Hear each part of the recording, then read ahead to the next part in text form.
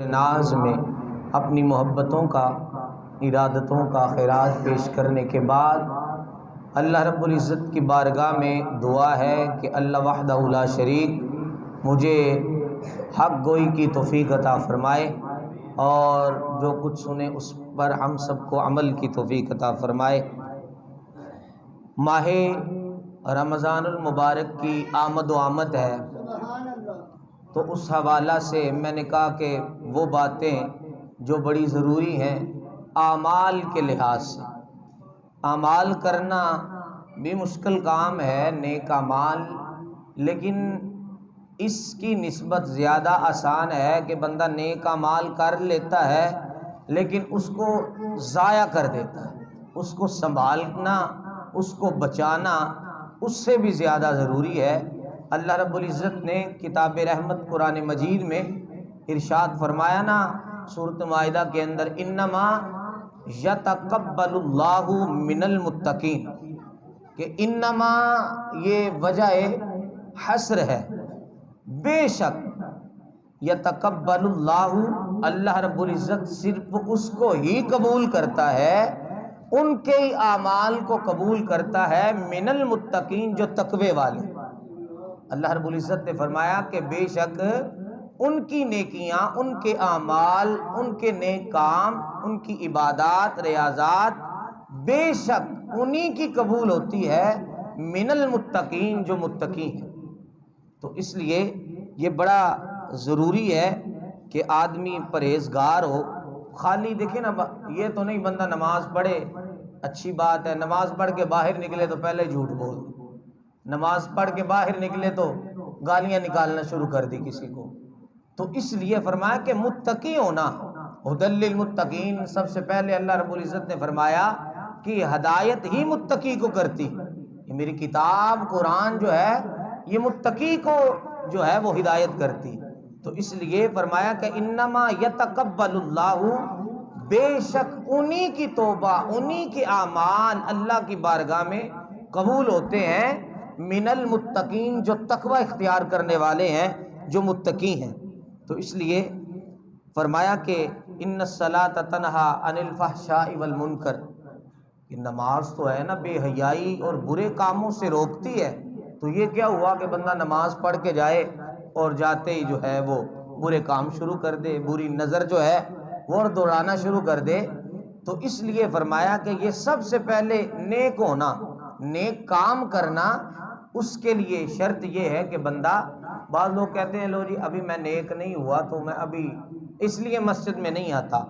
تو مسجد میں آؤ گے تو پھر ہی نیک ہو جاؤ گے نا، آؤ تو صحیح۔ بعض اوقات کا یہی بہانہ، میں یار داڑھی اس لیے نہیں رکھتا کہ میں گناہ گار ہوں۔ تو اللہ کا پاک رزق بھی نہ کھایا کر تو گناہ گار ہے، وہ بھی نہ کھایا کر، پانی اللہ کا پاک، اس کی ساری نعمتیں پاک ہیں، وہ بھی تو اس کے لائق نہیں ہے، وہ بھی نہ کیا کر۔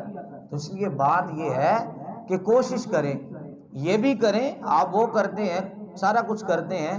تو اس لیے فرمایا کہ متقی جو ہوتا ہے تو نیک اعمال کرنا بھی کمال ہے، لیکن اس کو ضائع ہونے سے بچانا یہ اس سے بڑا کمال ہے۔ ہم گندم رکھتے ہیں، گندم لیتے ہیں نا گھروں میں، تو وہ بھی اچھی بات ہے، لیکن اگر اس کی دیکھ بھال نہ کریں، وہ گولیاں اس کے اندر نہ رکھیں، توجہ نہ دیں تو وہ خراب ہو جائے گی، تو فائدہ کیا ہے؟ تو خریدنا تو آسان ہے لیکن اس کو سنبھالنا پھر مشکل ہے۔ جو بچے حفظ کرتے ہیں، حفظ کرنا آسان ہے تو مشکل ہے بڑا، لیکن پھر بھی اس سے آسان ہے کہ بعد میں اس کو یاد رکھا جائے، یہ سب سے زیادہ مشکل ہے۔ اکثریت الا ماشاء اللہ کوئی ہوتا ہے جو یاد رکھتا ہے، ورنہ بڑے بڑے بھول جاتے ہیں۔ تو اس لیے نیک اعمال کرنا اتنا مشکل نہیں ہے جتنا ان کو ضائع ہونے سے بچانا مشکل ہے۔ تو اس لیے بعض مقامات ایسے ہوتے ہیں کہ جن پر ہمیں پتہ ہی نہیں ہوتا کہ ہم جو ہے اپنے رویوں سے، اپنے کردار سے، اپنی نماز کو، اپنے اعمال کو، اپنی نیکیوں کو ساتھ ساتھ جو ہے وہ ضائع کرتے رہتے ہیں۔ امام الانبیاء صلی اللہ علیہ وسلم نے فرمایا، صحیح بخاری مسلم میں ہے، کہ کل قیامت کے دن کچھ لوگ آئیں گے، پہاڑوں جتنی ان کی نیکیاں ہوں گی، اور لفظ ہے تہامہ پہاڑ، یہ بہت بڑا پہاڑ ہے۔ تو فرمایا کہ اس کے برابر اس کی نیکیاں ہوں گی، لیکن جب اللہ کی بارگاہ میں لے کے آئیں گے تو وہ ہوا کی طرح بکھر جائیں گی، ختم ہو جائیں گی۔ تو کہے گا یا اللہ میں نے تو نیکیاں کی ہیں۔ فرمایا بے شک تو نیکیاں کرتا رہا ہے، لیکن ساتھ ساتھ اس کو ضائع کرتا رہا، تو نے سنبھالی نہیں، تو نے ضائع ہونے سے ان کو بچایا ہی نہیں۔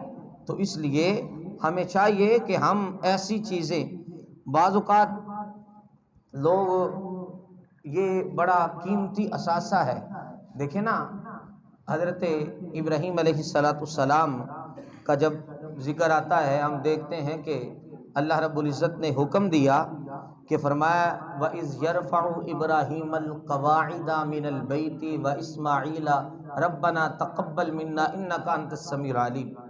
فرمایا کہ تم جو ہے میرے گھر کی تعمیر کرو، اور دیکھیں کیا بات ہے نا، بیٹا اور باپ اور بیٹا، ایک مستری بنا ہے اور ایک مزدور بنا ہے، اور نبی ہیں۔ اس لیے حضرت صاحب پاک فرماتے ہیں یہ کام بڑا اچھا ہے، ہمارے سارے مستری مزدور ہیں، تو کہیں یہ نماز پڑھنا شروع کر دیں نا اور سچ بولنا شروع کر دیں تو رزق یہ حلال کماتے ہیں، محنت کرتے ہیں، سمجھو چلتے پھرتے جنتی ہیں۔ تو اس لیے دیکھو کتنی شان ہے کہ بیٹا گارا بنا رہا ہے، اینٹیں پکڑا رہا ہے، مزدور بنا ہوا ہے، اور باپ جو ہے وہ اللہ کا گھر جو ہے وہ اس کی دیواریں کھڑی ہو رہی ہیں، تو کتنی شان ہے نا، اللہ اکبر۔ اب بات یہ ہے کہ جب دیوار بن گئی تو رب نے فرمایا کہ پھر دونوں نے کیا کیا، پھر دونوں نے دعا کی، اذ یرفع ابراہیم القواعد من البیت، جب پکا ہو گیا پھر کہا تقبل ربنا انک انت السمیع العلیم، اے اللہ بے شک تو جاننے والا ہے، تو سننے والا ہے، اس ہماری کاوش کو اپنی بارگاہ میں قبول فرما لے۔ اب دیکھیں نا کہ نبوت کا کام تو تبلیغ کرنا ہے نا، نبوت کا کام تو تبلیغ کرنا ہے، لیکن اللہ جب یار نے کہہ دیا مزدوری کرو تو مزدوری شروع ہو گئی، یار نے کہا ہے نا کہ کام کرو تو لگے ہوئے کام کر رہے ہیں۔ تو اس لیے سب سے پہلے اپنی میں کو ختم کرنا یہ بڑا مشکل، کہ مدہ سوچتا ہے کہ میں تو عالم ہوں، میں تو مفتی ہوں، میں تو اچھا لباس پہنوں گا، ممبر پہ آ کے بیٹھوں گا، لوگ ذرا ہاتھ شاتھ چومیں گے تو پھر بڑا مزہ آئے گا، میں یہ کام کیوں کروں؟ تو اس لیے نہیں، جب یار نے کہہ دیا تو پھر اللہ اکبر۔ انہوں نے یہ نہیں کہا کہ ہم تو نبوت کا تاج ہے ہمارے پاس، یا اللہ تو نے نبی بنا کے بھیجا ہے، نبوت کا کام ہوتا ہے تبلیغ کرنا، اور رب فرما رہا ہے کہ تم میرا گھر جو ہے وہ تعمیر کرو۔ تو اس لیے انہوں نے یہ نہیں کہا کہ ہم نبی ہیں، بلکہ انہوں نے کہا کہ وصل اچھا ہے نہ فراق اچھا ہے، بس جس حال میں محبوب رکھے وہی حال اچھا ہے۔ تو محبوب نے جو کہہ دیا بس قبول ہی قبول ہے۔ تو اس لیے دعا کی، اس لیے کہ جیسے عرض کیا تھا کہ فرمایا نا وَلِمَنْ خَافَ مَقَامَ رَبِّهِ جنتان، جو اللہ کے خوف کر جاتا ہے اس کے لیے دو جنتیں، انما یخشی اللہ من عبادہ العلماء۔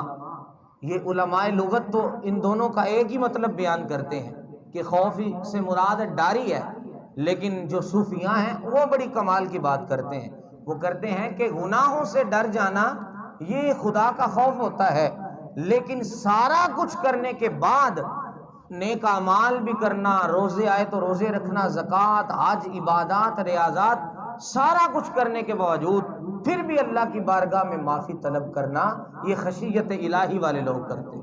یہ نہ سارا کچھ کر کے پھر بھی اس کی بارگاہ میں سجدہ ریز بندہ رہے ہمیشہ۔ دیکھیں نا حضور علیہ السلام نے ایک دعا فرمائی ہے، چھوٹی سی ہے، ہمیشہ مانگا کریں اور آمین بھی کہیں۔ کہا امام الانبیاء صلی اللہ علیہ وسلم نے فرمائی اللہم انی اسألک علما نافعا، آمین کہیں، اللہم انی اسألک علما نافعا، اے اللہ ہمیں وہ والا مجھے علم عطا فرما جو نفع دینے والا علم۔ اور پھر دعا کی اللہم عملا مقبولا متقبلا، اے اللہ مجھ سے وہ والا عمل کرنے کی توفیق عطا جس عمل کو تو قبول فرماتا ہے، اور ایسے عمل سے ہمیں محفوظ فرما، ایسا عمل نہ ہم سے کروانا جسے تو قبول نہ کرے۔ کتنی پیاری دعا ہے۔ تو آقا کریم علیہ السلام ہمیشہ یہ مانگا کرتے ہیں، اور پھر سارا کچھ کرنے کے بعد اللہ والے کہتے ہیں حق تو یہ ہے کہ حق ادا نہیں ہوا۔ تو اس لیے خشیت الہی جن کے دلوں میں ہوتی ہے وہ ہمیشہ رب کی ناراضگی سے ڈرتے ہیں، عبادت کا نہیں، عبادت تو وہ کرتے ہی رہتے ہیں، لیکن ان کو یہ نہیں ہوتا کہ ہمیں سزا ملے گی، غلطی ہوگی، نہیں، بلکہ سارا کچھ کرنے کے باوجود وہ یہی دعا کرتے ہیں کہ یا اللہ ہم سے ناراض نہ ہو جانا۔ دیکھیں حضرت مولا علی شیر خدا کرم اللہ وجہ الکریم کتنی شان والے ہیں، اللہ اکبر، جن کو میرے محبوب علیہ السلام نے فرمایا من کنت مولا فہذا علی مولا، جس کا میں مولا اس کا علی مولا، اور فرمایا انت علی فی الدنیا والآخرہ، فرمایا کہ علی میرا دنیا میں بھی بھائی ہے اور آخرت میں بھی بھائی ہے۔ اتنی شان ملنے کے باوجود جب آپ نماز کا وقت ہوتا ہے نا تو حضرت مولا علی شیر خدا وضو کرتے ہیں تو رنگ زرد ہو جاتا، تو حضرت امام حسن رضی اللہ تعالیٰ عنہ آپ پوچھتے ابا جان کیا ہوا یہ رنگ زرد ہو گیا ہے؟ آپ فرماتے تجھے پتہ نہیں کس کی بارگاہ میں کھڑے ہونا ہے، کہاں کھڑے ہونا ہے؟ اگر رب نے ناراضگی والی نظر سے دیکھ لیا، اگر رب نے اپنے گھر سے دور کر دیا تو پھر کیا حال ہوگا؟ تو اس لیے اتنی شانیں پانے کے باوجود بھی ہر وقت یہی ہے کہیں مالک ناراض نہ ہو جائے، لیکن آج ہم کچھ بھی نہیں کرتے اور پھر بھی بہت بڑے بنے پھرتے ہیں۔ تو اس لیے فرمایا کہ خشیت الہی جو ہوتی ہے وہ اللہ رب العزت جس کو عطا کر دے، تو یہ اعمال نیک کرنا یہ بہت بڑی بات ہے، لیکن ان کو بچانا اس سے بھی بڑی بات ہے، اس سے بھی بڑا کمال ہے۔ آگے ماہ رمضان آ رہا ہے تو میں نے کہا کہ نیک اعمال تو بندہ کرتا ہے لیکن ساتھ ساتھ ضائع بھی کرتا رہتا ہے، تو اس لیے کم سے کم اس کو بچانے کی ہمیں تدبیر کرنی چاہیے۔ دیکھیں حضرت ابو بکر صدیق رضی اللہ تعالی عنہ، رات کا وقت ہے نا تو حضرت بلال حبشی کے دروازے پہ چلے گئے، جا کے دستک دی، سیدنا بلال حبشی باہر آئے تو حضرت ابو بکر صدیق نے کہا بلال، تو حضرت بلال کہنے لگے یار ابو بکر صدیق اس رات کا وقت ہے اور آپ یہاں پر؟ تو کہا کہ بس تم سے یار ایک کام تھا میں اس لیے آیا تھا۔ تو کہا کہ حضور آپ فرمائیں کیا کام ہے؟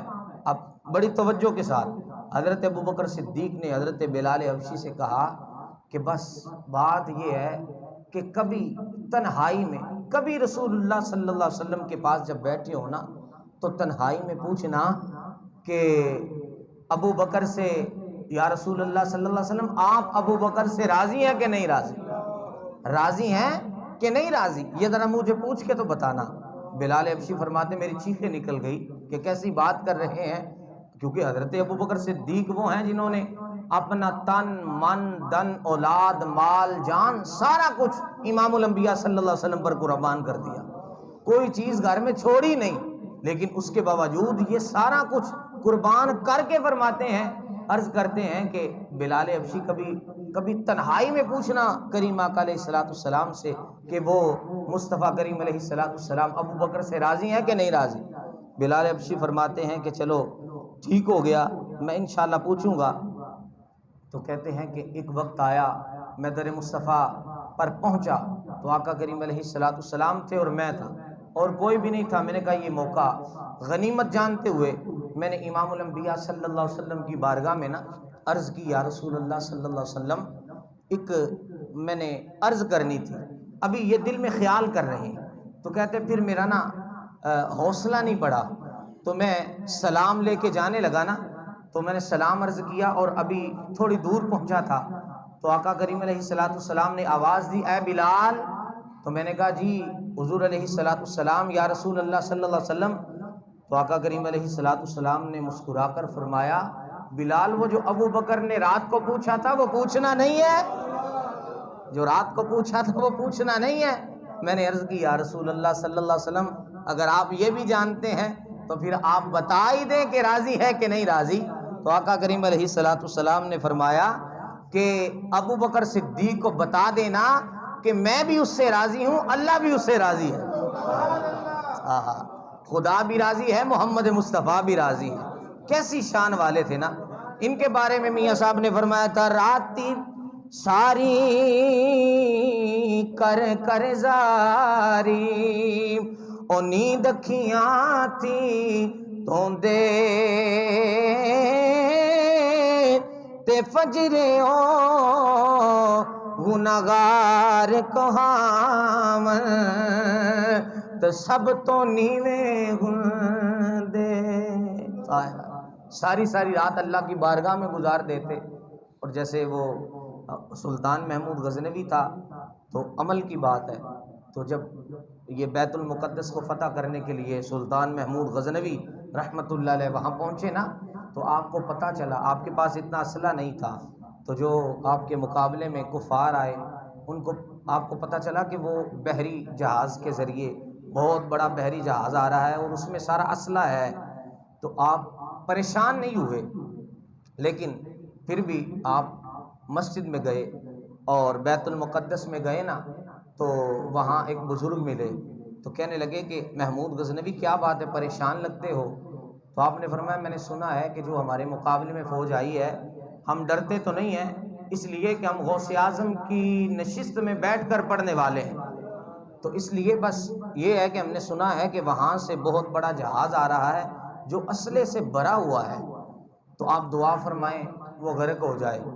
تو کہتے ہیں کہ اللہ خیر کرے گا۔ آپ مسجد میں گئے، ساری رات اللہ کی بارگاہ میں سجدہ ریز رہے، دعا کرتے رہے، صبح اٹھ کر نا جب واپس جانے لگے فجر کی نماز کے بعد وہی اللہ کے ولی پھر ملے، بزرگ فرمانے لگے ہاں سلطان محمود کیا بات ہے، مبارک ہو تمہیں۔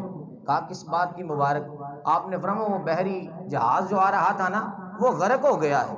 تو بڑے انجان بن کے کہنے لگے کون سا بحری جہاز، کیسے غرق ہو گیا؟ آپ نے فرمایا تو انجان نہ بن، ساری رات جو اللہ کی بارگاہ میں روتا رہا ہے، اللہ نے اس بیڑے کو کافروں کے تیرے آنسوؤں میں غرق کر کے رکھ دیا۔ تو اس لیے وہ ایسے ہی فتح نہیں حاصل کرتے تھے، وہ ساری رات اللہ کی بارگاہ میں سجدہ ریز رہتے تھے، تو اس لیے سارا کچھ کرنے کے باوجود جو ہیں وہ پھر بھی اللہ کی بارگاہ میں کہ کہیں اللہ ناراض نہ ہو جائے۔ اور دوسری بات، امام الانبیاء صلی اللہ علیہ وسلم نے فرمایا کہ کچھ لوگ ایسے ہیں جن کی سرے سے عبادت قبول نہیں ہوتی، جو نماز پڑھ فویل للمصلین، فرمایا کہ کچھ ایسے نمازی ہیں جن کو سزا بڑی سخت ملے گی، نمازیوں کو، تو جو پڑھتے نہیں ان کا حال کیا ہو؟ تو کہا کہ کچھ یہ فرمان عالی شان ہے، یہ آقا کریم علیہ الصلوۃ والسلام کا فرمان ہے، حدیث پاک ہے، فرمایا کچھ اعمال ایسے ہیں جو سرے سے ہی قبول نہیں ہوتے۔ ایک صحابی رسول آئے، آ کر کے انہوں نے نماز نہیں تھی، نماز پڑھی، رکوع کیا، قیام کیا، سجدہ کیا، تشہد پڑھی، سلام پھیرا، آقا کریم علیہ الصلوۃ والسلام نے فرمایا ارجع، لوٹ جا، فصلی، نماز پڑھ، فإنک لم تصلی، تیری نماز نہیں ہوئی، تو لوٹ جا، تیری نماز نہیں ہوئی۔ قربان جائے وہ صحابی تھے نا، وہ یہ نہیں کہتے تھے کہ لو ابھی تو یا رسول اللہ صلی اللہ علیہ وسلم میں نے پڑھی ہے، آپ فرما رہے نماز ہی نہیں ہوئی۔ کہا ٹھیک ہے حضور، ٹھیک ہے یا رسول اللہ صلی اللہ علیہ وسلم جیسا آپ فرمائیں۔ تو آقا کریم علیہ الصلوۃ والسلام نے فرمایا جا نماز پڑھ، انہوں نے پھر نماز پڑھی، رکوع کیا، سجدہ کیا، ساری نماز پڑھ گئی، پھر آئے، آقا کریم علیہ الصلوۃ والسلام نے فرمایا ارجع، لوٹ جا، فصلی، نماز پڑھ، فإنک لم تصلی، تیری نماز ہوئی نہیں، پھر نماز پڑھ۔ ہائے ہائے ہائے، آپ اس بات کو سمجھے نہیں۔ وہ صحابی نے کہا واہ آج تو مزہ ہی آ گیا، محبوب پڑھوا رہا ہے میں پڑھ رہا ہوں، تو پڑھی جاؤ، یہی تو قبول ہونی ہے۔ تو کہتے میں نے 2 دفعہ پڑھی، تیسری دفعہ پڑھی، اور چوتھی دفعہ حضور نے فرمایا کہ نہیں، تمہیں میں بتاتا ہوں کہ کیسے نماز پڑھنی۔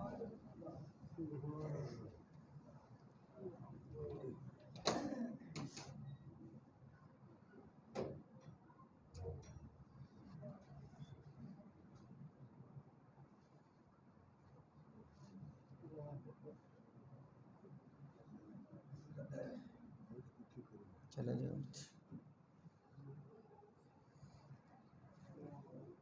السلام ورحمۃ اللہ۔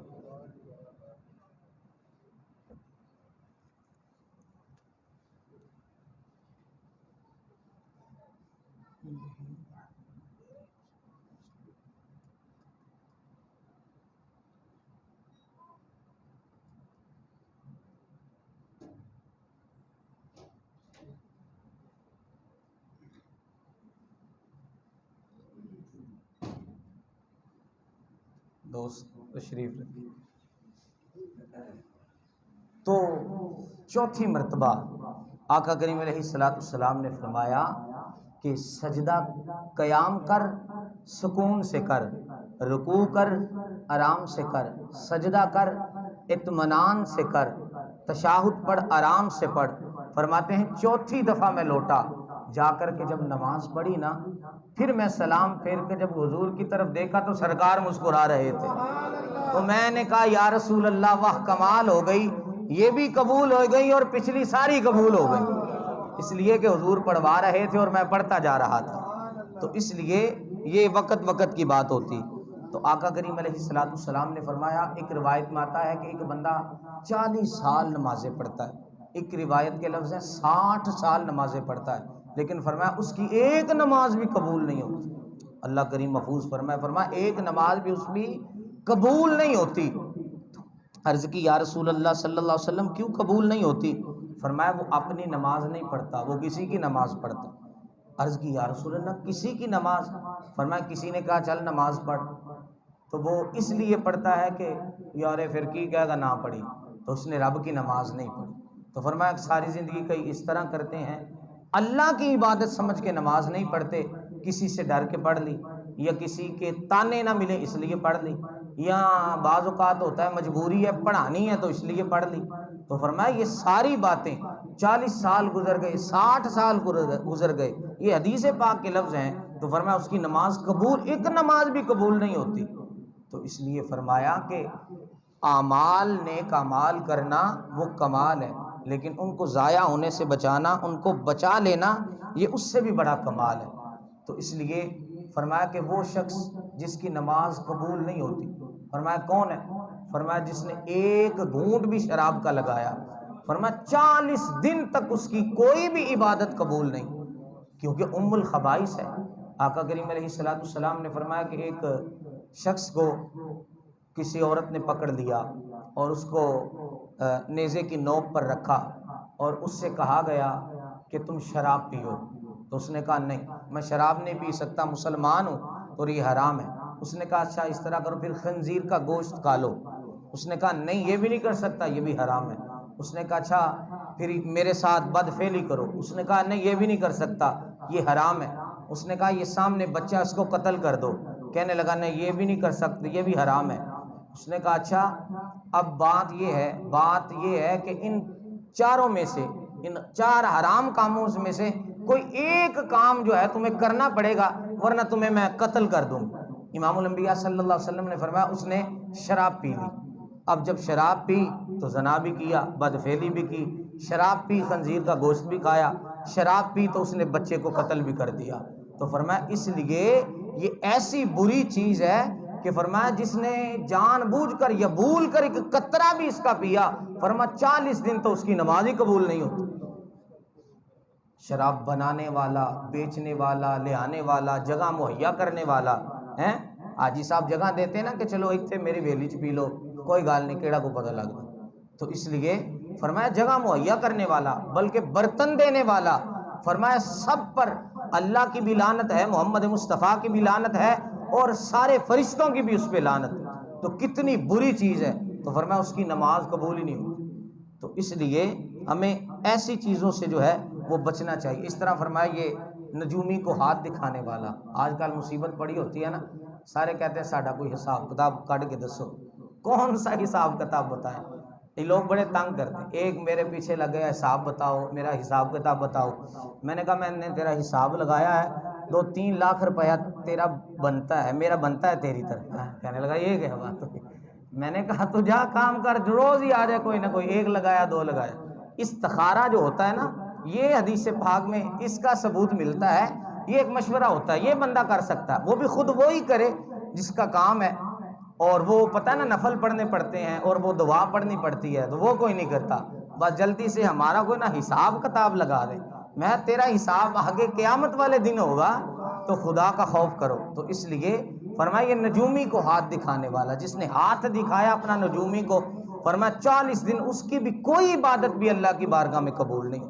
تو اس لیے خدا کے لیے اللہ پر یقین کریں، یہ باب بیڑا غرق کر رہے ہیں، اللہ رب العزت ان سے ہمیں محفوظ فرمائے۔ تو فرمایا رسول اللہ صلی اللہ علیہ وسلم نے کچھ لوگ نماز پڑھتے ہیں اللہ اکبر کہتے ہیں، ان کی نماز ان کے سر سے اونچی نہیں جاتی، یعنی اوپر جائے تو پھر قبول ہوگی نا، تو فرمایا ان کی نماز سروں سے اوپر نہیں جاتی، کیوں کہ ان کی نماز میں خشوع خضوع نہیں ہوتا، وہ جس طرح نماز پڑھنی چاہیے اس طرح پڑھتے نہیں۔ اسی طرح فرمایا کچھ لوگ ایسے ہیں جو صدقہ دے کر صدقہ ضائع کر لیتے ہیں۔ آپ نے دیکھا ہو کوئی اللہ کی راہ میں دے دے نا تو جب تک وہ 10 بندوں کو بتاتا یہ نہیں ہے نا اس کو سکون نہیں ملتا۔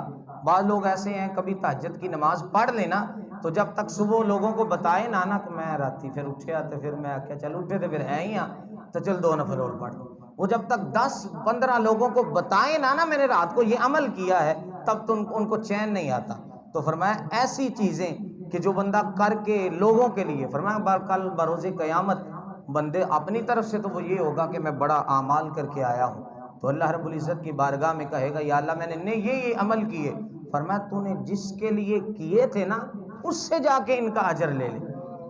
یا اللہ میں نے تیرے لیے کیا تھا۔ فرمایا نہیں تو نے ختم تو اس لیے دلوایا تھا کہ لوگ کہیں گے کیا بات ہے، تو نے محفل اس لیے کروائی تھی لوگ کہیں گے ہاں کیا بات ہے، تو وہ ان سے جا کے لے، میرے رضا کے لیے تو نے یہ عمل کیا ہی نہیں، اگر میرے لیے کیا ہوتا تو میں تجھے ضرور دیتا۔